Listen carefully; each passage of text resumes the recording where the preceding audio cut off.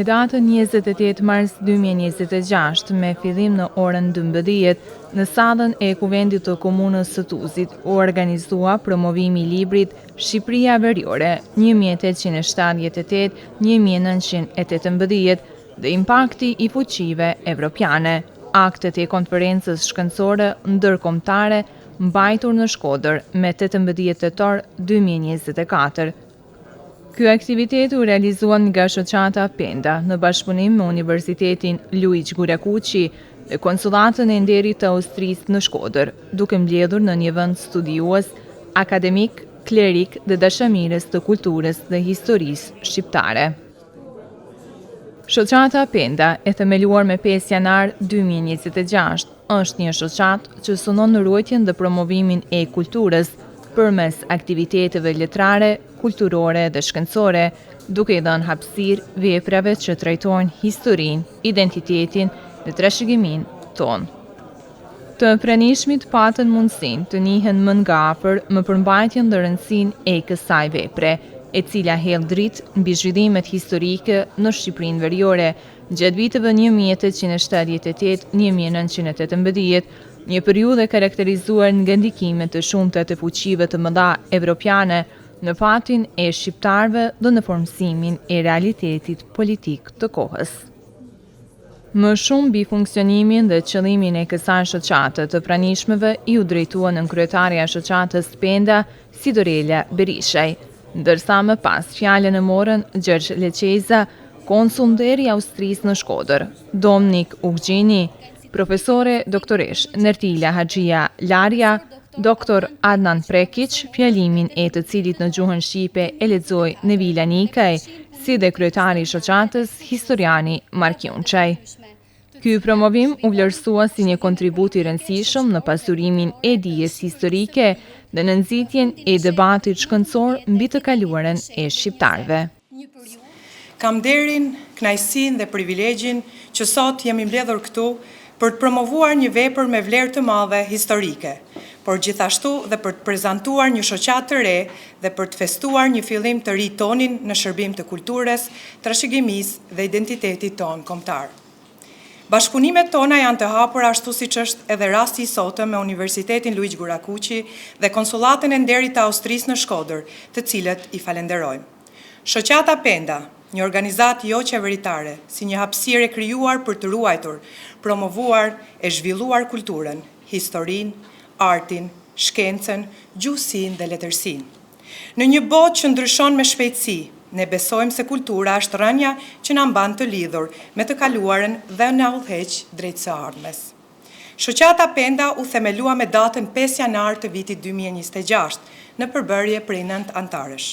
Mark Junçaj, profesor i historisë, Sidorela Berishaj, profesoreshe e gjuhës shqipe dhe letërsisë, Magjistër Marian Lulgjuraj, profesor i gjuhës shqipe dhe letërsisë, Nevila Nikaj, shkrimtare dhe gazetare, doktor Anton Gjokaj, profesor i matematikës pranë Universitetit të Malit të Zi, Amina Nikaj, avokate, doktor Anton Lulgjuraj, arkeolog, Elma Pepić, profesoresh e biologjisë dhe doktorant Anton Nucullaj, profesor i matematikës, dhe gjithashtu antar të tjerë të jashtëm të cilët na janë ofruar për ndihmë dhe u jemi shumë mirënjohës.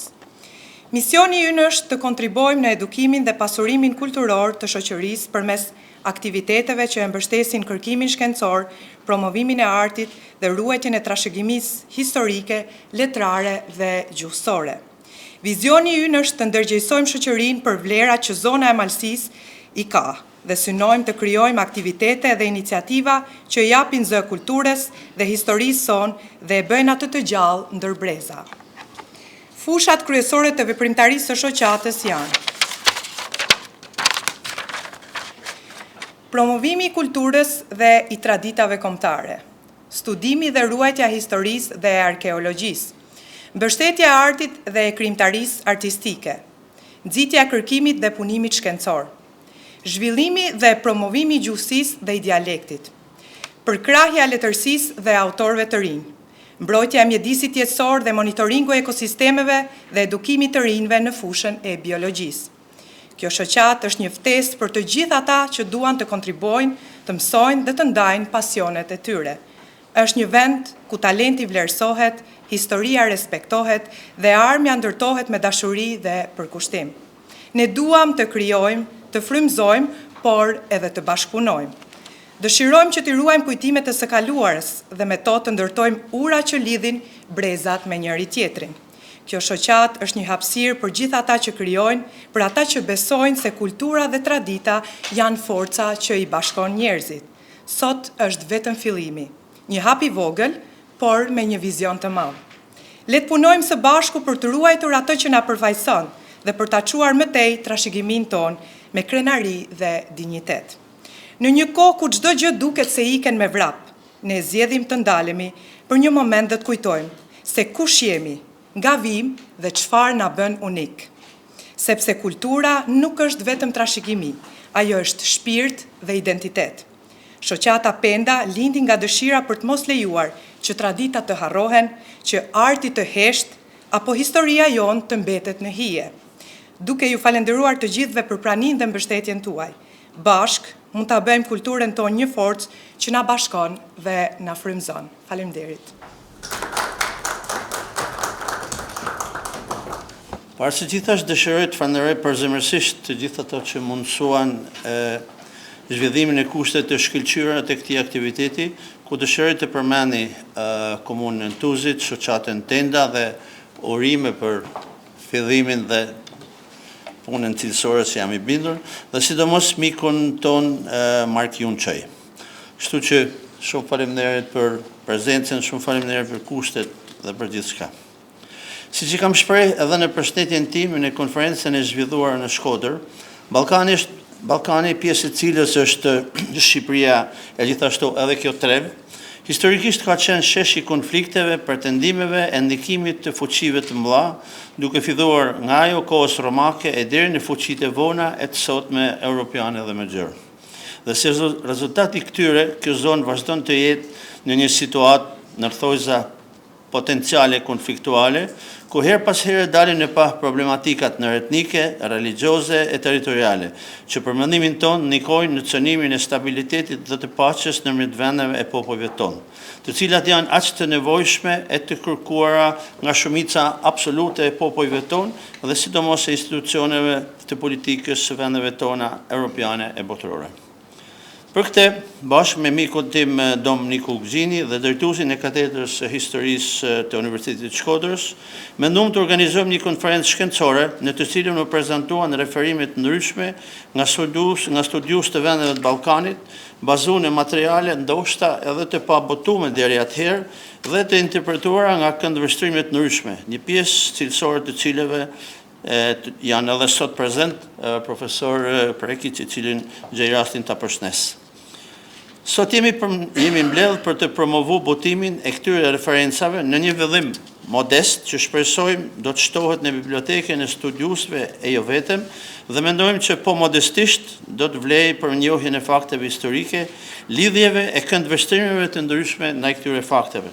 Por gjithnjë, siç e kam theksuar edhe më parë, qëllimi i asaj konference dhe sidomos botimi i punimeve të saj nuk është absolutisht tendencë e rishikimit të historisë apo përdorimi i shembujve të skaluarës për të krijuar nxit polemika jo konstruktive, karakteristika për Ballkanin, por përkundrazi me qëllimin e mirë për të evidentuar e ndriçuar fakte historike të tilla që me të përbashkëta të ecin përpara në rrugën pakthim të integrimin e familjes së madhe europiane. Me këtë rast, dëshiroj të falenderoj entin botues Fishta për bashkëpunimin dhe sidomos miqt e bashkëpunëtorët e mi Dominiku Gzini, profesorisht doktore Nertila Larja, Gjovalin Çuni e të tjerë për idenë dhe punën e pakursyme për realizimin e këtij botimi. Dhe së fundi, për jo nga rëndësia, një falënderim i veçantë për ju që jeni prezent, që keni gjetë kohën për të marrë pjesë në këtë promovim dhe i uroj sukses e punë të marrë kësaj konference që besoj ka me arrit qëllimin. Shumë faleminderit për prezencën, shumë faleminderit për durimin. Promovimi i këtij botimi shkencor përbën një moment mjaft të rëndësishëm, jo vetëm për Universitetin e Shkodrës, dhe për partnerët institucional të këtij aktiviteti, konsulatën austriake të Nderit në Shkodër, por edhe përveç zhvillimin e historiografisë shqiptare në një periudhë kyçe të historisë së kombit tonë. Vëllimi që po prezantojmë sot, i cili përmbledh kontestat e konferencës mbi Shqipërinë Veriore në vitet 1878-1918 dhe ndikimi i fuqive europiane, përfaqëson një përpjekje serioze për të rishikuar dhe për të rikonceptuar këtë periudhë në një këndvështrim më të gjerë dhe më të integruar. Në këtë kontekst, prezantimi im është i përqendruar në analizën e kumtesave të autorëve shqiptar që morën pjesë në këtë konferencë, të cilat përbëjnë një shtyllë thelbësore këtij botimi dhe dëshmojnë për një nivel të konsoliduar të kërkimit shkencor në fushën e historisë moderne shqiptare. Në një vështrim të përgjithshëm, këto kumtesa shfaqin një tendencë të qartë drejt një historiografie analitike dhe kritike, e cila tejkalon narrativën tradicionale dhe synon të interpretojë marrëdhëniet komplekse midis faktorëve të brendshëm dhe atyre ndërkombëtar. Shqipëria Veriore në këtë kuadër nuk paraqitet thjesht një hapësirë gjeografike, por si një territor ndërveprimi ku ndërthuren interesa politike, strategji diplomatike dhe ndikime kulturore të fuqive të mëdha europiane. Një nga temat më të rëndësishme që përshkon disa nga kumtesat është roli i Austro-Hungarisë si një aktor kyç në hapësirën shqiptare. Analiza mbi kultus protektoratin austro-hungares evidenton mënyrën se si kjo fuqi përdori instrumente juridike dhe fetare për të ndërtuar dhe konsoliduar praninë e saj në territoret osmane, përfshirë edhe hapësirën shqiptare. Në këtë kuadër, institucionet fetare dhe arsimore shndërrohen në mekanizma të rëndësishëm të ndikimit politik dhe kulturor, duke kontribuar në formimin e elitave dhe në zhvillimin e vetdijes kombëtare shqiptare në fund të shekullit të 19 dhe në fillim të shekullit 20. Në një plan më konkret dhe të mbështetur në burime arkivore, trajtohet edhe roli i Austro-Hungarisë në zhvillimin e arsimit shqiptar gjatë viteve 1916-1918. Ky studim paraqet arsimin si një element strategjik të politikave të okupimit, duke treguar se ndërhyrjet në infrastrukturën arsimore, organizimi i sistemit shkollor dhe formimi i mësuesve nuk ishte thjesht akt administrativ, por pjesë e një projekti më të gjerë për të stabilizuar dhe kontrolluar territorin. Një tjetër dimension i rëndësishëm, i trajtuar nga autorët shqiptar, është ai i diplomacisë ndërkombëtare dhe rolit të fuqive të mëdha për përcaktimin e fatit të Shqipërisë. Analiza mbi qëndrimin e diplomacisë gjermane në konferencën e Londrës nxjerr në pa kompleksitetin e vendimarrjes ndërkombëtare dhe divergjencat midis fuqive dhe interesave të tyre. Në këtë kuadër, Shqipëria shfaqet si një çështje jo vetëm rajonale, por edhe europiane, ku përplasen strategji, aleanca dhe interesa të ndryshme gjeopolitike. Po ashtu kumtesat sjellin në vëmendje edhe dimensionin konfliktual dhe shpesh tragjik të kësaj periudhe.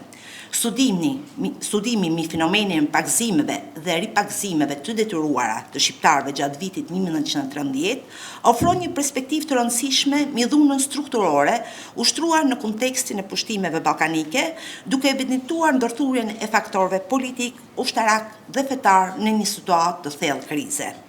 Në të njëjtën kohë, analiza e marrëdhënieve midis Italisë dhe Austro-Hungarisë gjatë viteve 1914-1915 sjell në pa rivalitetin midis tyre fuqive për kontrollin e hapësirës shqiptare, duke ndikuar drejt për së drejti në destabilizimin e shtetit shqiptar dhe në pamundësinë e konsolidimit të institucioneve të tij në fazat e para të ekzistencës. Një kontribut të veçantë në aspektin metodologjik dhe historiografik përbën përdorimi i burimeve të kujtesës, siç janë ditaret dhe kujtimet e bashkëkohësve për rrethimin e Shkodrës. Këto burime jo vetëm që pasurojnë informacionin historik, por edhe ofrojnë një perspektivë më të thellë në përjetimin e ngjarjeve, perceptimet individuale dhe mënyrën se si këto ngjarje u reflektuan në opinionin ndërkombëtar. Në një analizë sintetike mund të theksohen disa karakteristika kryesore të kontributeve të autorëve shqiptar në këtë botim. Së pari, ato dëshmojnë për një rritje të ndjeshme të standardeve metodologjike, veçanërisht në përdorimin e burimeve arkivore dhe analizën kritike të tyre. Së dyti, reflektojnë një qasje ndërdisciplinore, ku historia ndërthurat me diplomacin, studimet kulturore dhe analizën e marrëdhënieve ndërkombëtare. Së treti, këto studime kontribuojnë në vendosjen e historisë shqiptare në një kontekst më të gjerë europian, duke trajtuar atë si pjesë integrale të proceseve historike të kontinentit. Ky botim nuk është thjesht një përmbledhje konteksash, por një kontribut i rëndësishëm në drejtim të rishikimit dhe thëdhimit të njohurive me një periudhë vendimtare për historinë shqiptare. Ai dëshmon për vitalitetin e kërkimit shkencor në Shqipëri dhe për aftësinë e studiuesve shqiptar për të prodhuar dije të mërfillta shkencore të mbështetur në burime historike dhe të integruar në debatet bashkëkohore të historiografisë. Ky vëllim gjithashtu hap rrugën për kërkime të reja dhe për një dialog më të gjerë shkencor, duke vendosur Shqipërinë veriore të viteve 1878-1918 në qendër të analizave mbi ndërveprimet midis fuqive të mëdha dhe shoqërive lokale. Ju falenderoj për vëmendjen.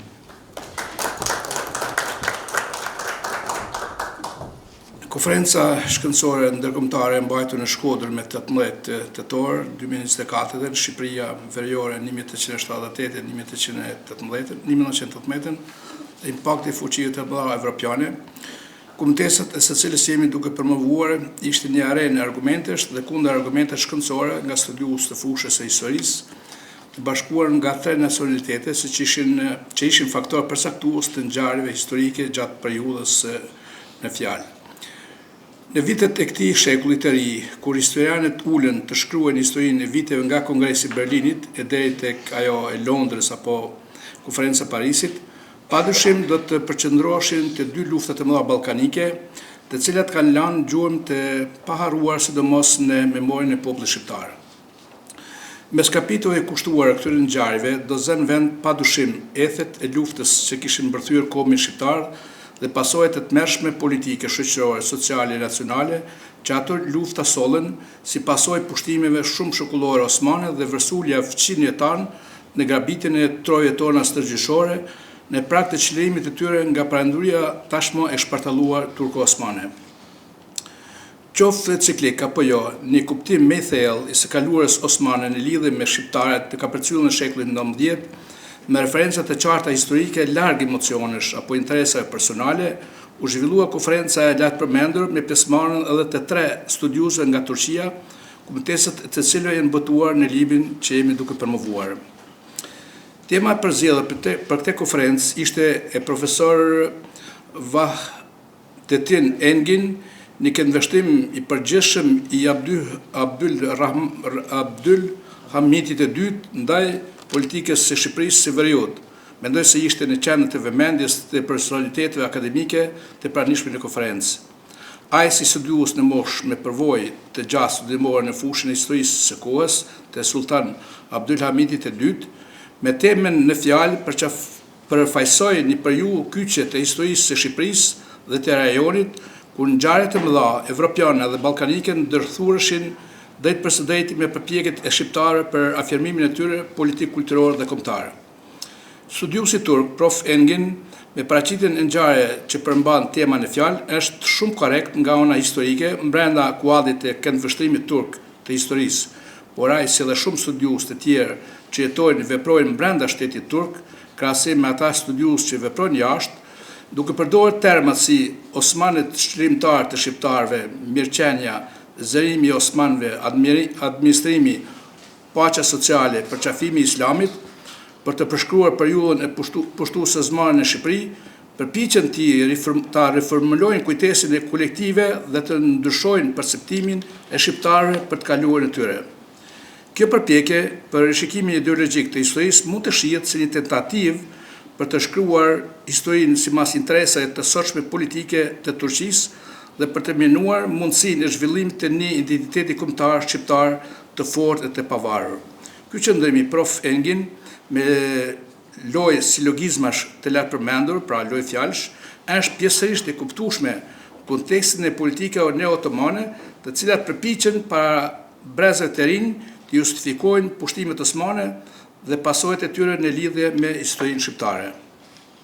Por, nga ana tjetër, Prof. Engin paraqitin ngjarjet dhe interpretimet edhe faktet historike në ligjërimin e tij të zhvilluar me këtë rast dhe si shumë serioze, pra kishte fakte shumë serioze, pa lehtësitë të përuara me neo-otomanizmin dhe sipas këndvështrimit të një historiografie të me fill studimore.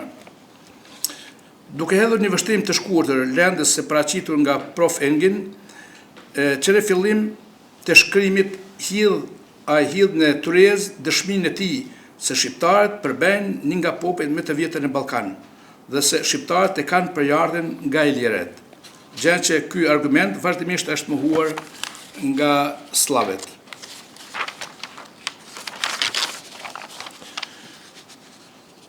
Me zërimin e territorëve osmane në Ballkan në shekullin e 14, osmanët, sipas autorit, pra autori e pranon se osmanët gjithnjë ndesheshin me shqiptarët, pra ishin përballë shqiptarët. Prof. Engin nuk anashkalon dhe kalimin e shqiptarëve në islam si një faktor të rëndësishëm në historinë tonë arbërore, duke u shprehur se në shqiptarët në Shqipërinë në sundimit të prandërisë osmane, pra kishin marrë islamin beleret, vendas, duke përfshirë këtu kishin kaluar në sistemin timaj dhe kalimin e kohës islami gjeti mbështetjen në përhapjen e tij në popull shqiptar. Kjo përhapje, thot autori, ishte një proces i gjatë që vazhdoi deri në shekullin e 19. Shqiptarët, vazhdon autori, që jetojnë në veri të Shqipërisë, përqafuan besimin islam dhe përqafimin islam të sunitëve, ndërsa ata që jetojnë në jug përqafuan besimin ortodoks dhe bektashi. Shqiptarët të cilët jetuan për shumë vite në sundimin osman, pohon autori, ndryshe nga popujt e tjerë të Ballkanit, ishin kombi që u identifikuan më shumë me osmanët. Kuptohet kjo ndodhi për faktin se shqiptarët në pjesën më të madhe ishin të islamizuar. Në vazhdim autori e pranon faktin se tashmë trojet shqiptare nuk ishin me vetëm rajon i një shoqërie të krishterë, përkundrazi, ato ishin adheu i shqiptarëve të islamizuar, të cilët përbëjnë shumicën e popullsisë në trojet e tyre arbërore dhe që gjatë të historisë të tyre ta kanë treguar tolerancën e besimeve fetare. Kjo për faktin se shqiptarët gjithmonë kanë qenë të vetëdijshëm për identitetin e tyre arbëror. Prof. Engin nuk i anashkalon ngjarjet me Kongresin e Berlinit të vitit 1878, kur Serbia, Rumonia, Bullgaria dhe Malizi u shputën nga prandëria osmane dhe u bën të pavarura dhe ku gjatë Kongresit të Berlinit u vendos se disa rajone të Shqipërisë të jepshin shtete fqi. Ky vendim zemroi shqiptarët dhe çoi në mbledhjen e Lidhjes së Prizrenit. Kjo organizatë që fillimisht kishte mbështetjen e prandërisë osmane, me kalimin e kohës, shprehet autori, filloi ta mbështes idenë e një Shqipërie të pavarur dhe përballë kësaj situate, prandëria osmane u tërhoq nga mbështetja e saj dhe shpërndau Lidhjen e Prizrenit. Sipas profesorit Engin, rajonet e banuara me shqiptarët ishin ndër zonat më delikate të Ballkanit dhe se shqiptarët ishin njerëz që adhuronin lirinë dhe donin luftën për pavarësinë e vendit të tyre. Nga rrëfimet e autorit mësojmë se për shkak të lidhjeve të shumta shekullore me turqit dhe pozitës së saj strategjike, Shqipëria ishte jashtëzakonisht e rëndësishme për Sultan Abdulhamidin II, ku në krye të kësaj njësive të pushkatarëve dhe me vonë në rangun e lartë marshall, përgjes për sigurinë e sultanit, ishte shqiptari pa ditur fare të shkruaj dhe lexoj Tahir Pasha. Shqipëria e Veriut dhe Shkodra qëndruan sipas autorit në administrimin osman për shumë se 400 vite. Gjatë gjithë kohës, pushteti osman pa të lejuar arsimimin e gjuhën arabe, turke dhe gjuhët e tjera, por jo arsimimin e gjuhën shqipe. Sultani si pasar si portës osmane, pra Sultan Abdulhamidi, rujti praktikisht sistemin osman të miletve që i identifikonte shtetasit shqiptarë sipas fesë. Duke vepruar kështu, ai krijoi pengesa dhe vështirësi të shumta në përdorimin e gjuhës shqipe. Në lidhje me këtë fenomen, profesor Engin shpjegon se në vitin 1891 ndodhi një ngjarje interesante në velajetin e Shkodrës, me iniciativën e një personaliteti të shuar të Shkodrës, Haxhi Hasan Efendiu, në xhaminë e qytetit u nis një praktik, sipas kësaj, pas leximit të lutjeve të Kuranit të premte që bëhanin në arabisht, imami u shpjegonte kuptimin e gjuhën shqipe dhe me urdhët e dytë, pasi me të parën ishte dhënë leja, Sultan Abdul Hamid II përfundimisht ndaloi lutjen e gjuhën shqipe me pretekstin se nëse kjo nuk ndalet, do të kërkohet që të gjitha librat fetare në shqip të shkruhen në alfabetin latin. Për këtë arsye ndaloi. Sidoqoftë, përfundon prof Engin, Sultan Abdul Hamid II shfaqi një interes të ngushtë ndaj shqiptarëve në kohën e tij dhe përfitoi nga shërbimet e tyre duke qenë i sigurt për kontributin e shqiptarëve. Ligjërata e dytë ishte nga profesor Ugur Sezer, veprimtaria e konsulit austriak në Shqipërinë e Veriut sipas burimeve historike turke. Profesor Sezer është i departamentit të studimeve ballkanike, e lexuar kuptesa e tij në gjuhën shqipe, ishte një përshkrim i përgjithshëm bazuar në relacionet e konsulit austro-hungarez, të cilët kryesisht veprojnë në Shkodër, Selanik apo dhe Prizren. Autori studiues i ri dhe pa ngarkesa të tipit diplomatik apo neo-otoman, me mjaft korrektësi jep përshënime të ngjarjeve të kësaj periudhe në lidhje me veriun e Shqipërisë, përkatësisht Shkodrën. Bazuar në diplomacinë e pranduesës austro-hungareze, e cila beri që Shqipëria edhe pse e plagosur gjymtyrësh të mbjetoj. Por, në përfundim, thot profesor Sezer, për Austro-Hungarinë, qyteti i Shkodrës ishte pjesë përbërëse e shtetit shqiptar që do krijohej. Pra pranon krijimin të kësaj të shtetit shqiptar. Si rrjedhoi me mbështetjen e përfaqësuesve austro-hungarez dhe italian, qyteti i Shkodrës mbeti brenda kufive të shtetit shqiptar, përfundon autori. Kumtesa e tretë është Ilir Rruga nga Tirana dhe që punon dhe jeton në Turqi në fushën e historisë.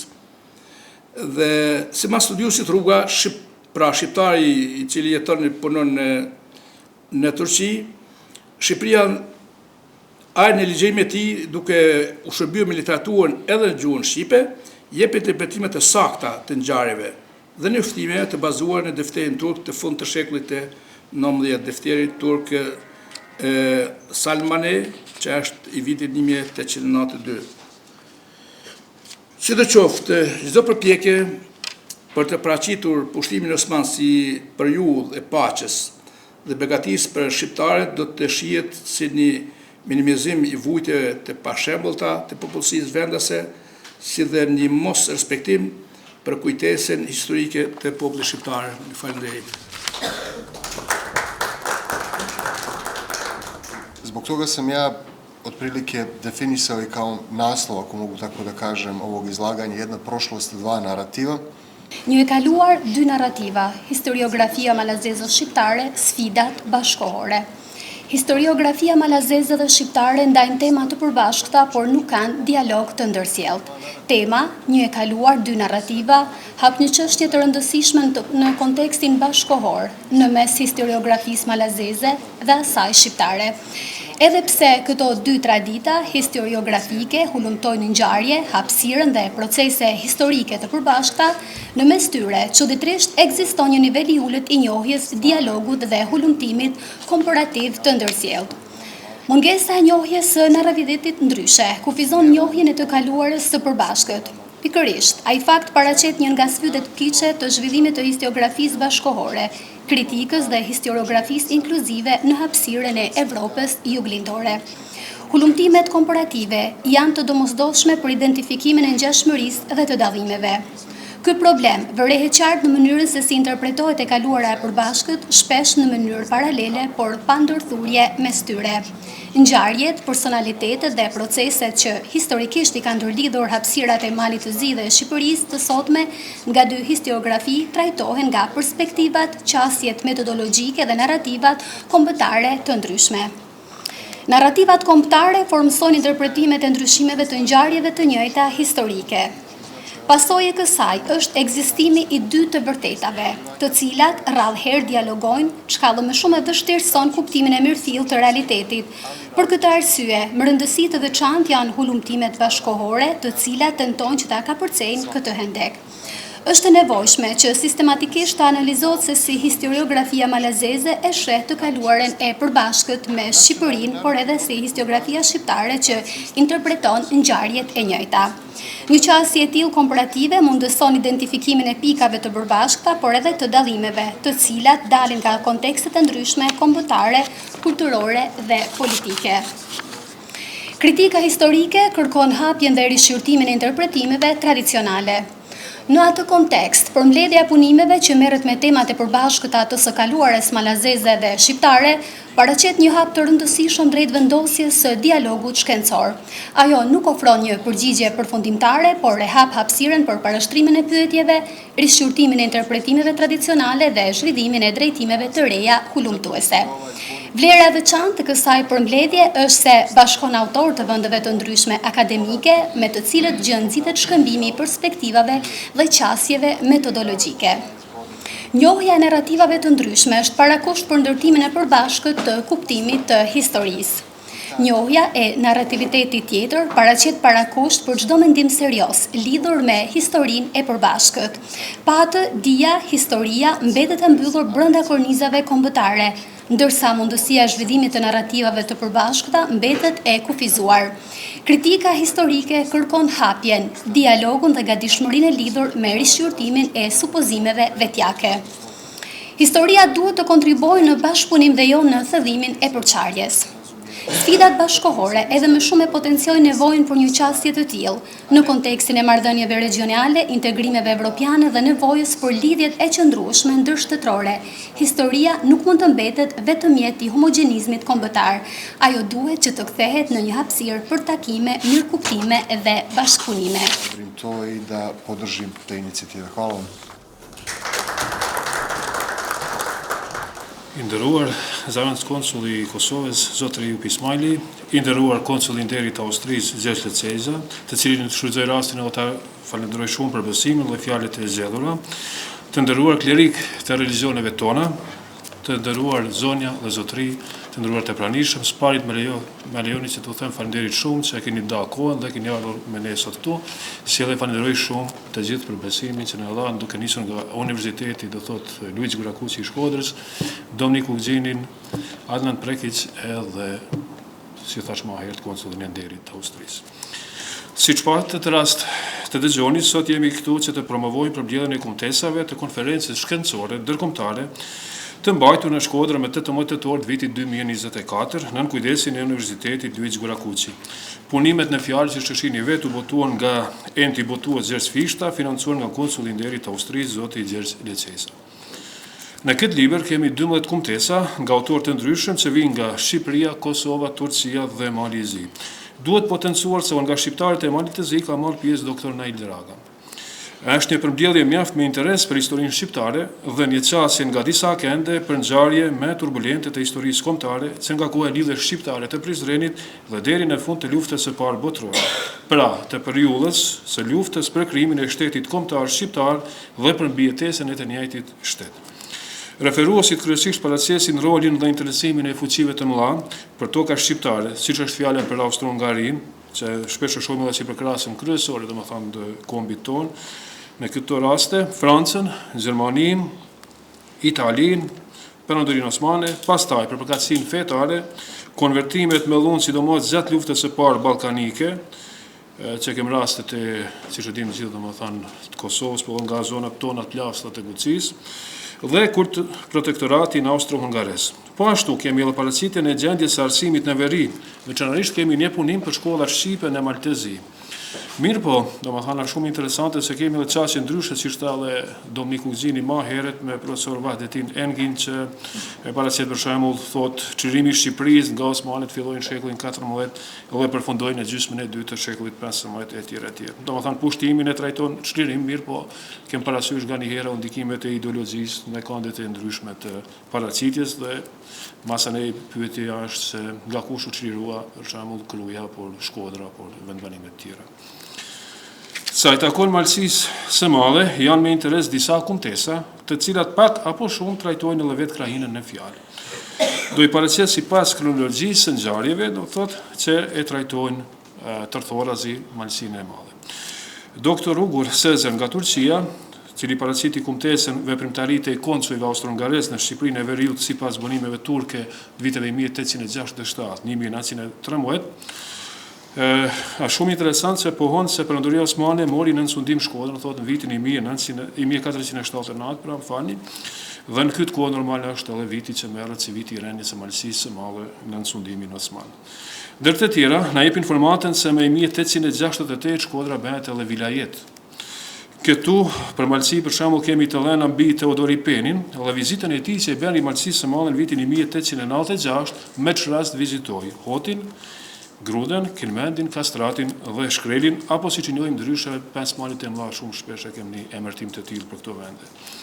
Po ashtu, në punimin e tij e gjejmë informacionin se pas lidhjes së Prizrenit, Tuzi bëhet kaza, pasi që me vendimet e Kongresit të Berlinit, pra Podgorica Julla Malit të Zi, dhe ky titull kalon, të them, apo kjo ngritje Tuzit kalon nga Podgorica në Tuz, për arsye se Tuzi tani bëhet vend kufitar me Malin e Zi të atëhershëm. Autoret, profesoresh Dr. Netila Haxhi Alaria dhe Gjovalin Çuni në kumtesën e tyre, ndër të tjera trajtojnë edhe fillimin e luftës ballkanike, ku tregojnë për fillimet e bombardimit të Dërçiqit më 9 tetor vitit 1912. Tërthorazi përmendet edhe kryengritja e malësisë së madhe. Shumë me interes është edhe Elena që mbret Nikolla mundohet pa sukses ta bëjë për vete klerin katolik të Shqipërisë. Po ashtu, mbreti dështoi ta bëjë për vete edhe vetullhecin e kryengritjes së Dexhëlunin, të cilin ndër të tjera e pyeti, a do ta pranonte pushtetin malazes në Malësi? Në çka dera ju përgjigj, po me erdhët e pragu i derës, ta kena vu pushkën si kur ja kena vu Turkisë. Pra, thot besoj se kjo përgjigje Dexhëlurit mas mirit tregon se edhe kush ishte Dexhëlurin këto rrethanat e turbullta ballkanike. Për arsye se edhe mbajti fjalën se në vitin 1914, siç e dim, organizoi edhe një kryengritje antimalazeze konkretisht në Malësi të Madhe. Në punim, si burim përdoren edhe shkrimet e Edi Durham dhe Ernest Kocit, për shembull, dietarë të ndryshëm, të cilët përshkruajnë situatën e rënd në Malësi të Madhe. Sipas profesor doktor Syl Ukshini nga Kosova, në punimin e tij Gjermania dhe çështja shqiptare në konferencën e ambasadorëve në vitet 1912-13, doktor Ukshini në paraqet se Austro-Hungaria shfaqet si përkrahasja më e madhe e çështjes shqiptare, ndërsa pasaj Gjermania, e cila dhe Ballkanin ja la nën kontroll, të themi kështu, Austro-Hungarisë. Doktor Ukshini jep informata për pushtimin ushtarak të Malësisë gjatë luftrave ballkanike, si edhe do të përmendur se nuk mungojnë as vendimet e 22 marsit vitit 1913, vendimet e konferencës së Londrës, pra, për kufit verior të Shqipërisë, me të cilat Shkodra shpëtoi, por jo e gjithë Malësia, pasi një pjesë e Malësisë u coptua, konkretisht një pjesë e mire Hotit dhe Gruda me Tuzin dhe ju dhan Malit të Zi. Në punimin e autorëve malazes Vukan Razhnatović dhe Filip Kuzman, Shkodra në projektimet e politikës së jashtme malazeze fillim shekullit 20, ndër të tjera gjejmë informacionin se si pretekst për sulmin e Malit të Zi ndaj Shqipërisë në vitin 1915, do thotë sipas tyre merren sulmet e malësorëve ndaj vetë këtij shtetit. Dhe, si që dim gjithë, pas një rrëthimit të shkurtër, Mali i Zi më 27 qershor vitit 1915 arriti të pushtoi Shkodrën dhe të kryej disa vrasje ndaj disa detarëve shqiptarë, siç është Çerçistopulli, Mehmet Shpendi, Dexhëluli dhe së fundit Isa Buletini. Sa i përket gjendjes së arsimit në Malësi, gjatë sundimit austro-hungares, pra gjatë 2 viteve të fundit luftës së parë botërore, shumë me rëndësi është punimi i doktor Nail Drages. Dr. Draga na jep pasqyrë shumë interesante të ngjarjeve lidhur me arsimin, duke na treguar së pari për pushtimin austro-hungares të Malit të Zi gjatë janarit vitit 1916. Edhe pse pushtues u dhanë shqiptarëve disa liri, kufizura kuptohet, si përdorimin e flamurit kombëtar të drejtën e arsimit në gjuhën shqipe e tjerë. Pastaj, Austro-Hungaria hapi shkollat shqipe në Tuz, Dinosh, Priftën, Triesh, Ars, Ulqin, Plav e tjera, gjithsej 23 shkolla shqipe në toka shqiptare që i takonin Malit të Zi të atëhershëm. Mirë po duhet potencuar se gjendja ishte të rënd, pasi që faktikisht mungonte çdo gjë, deri tek mësuesi.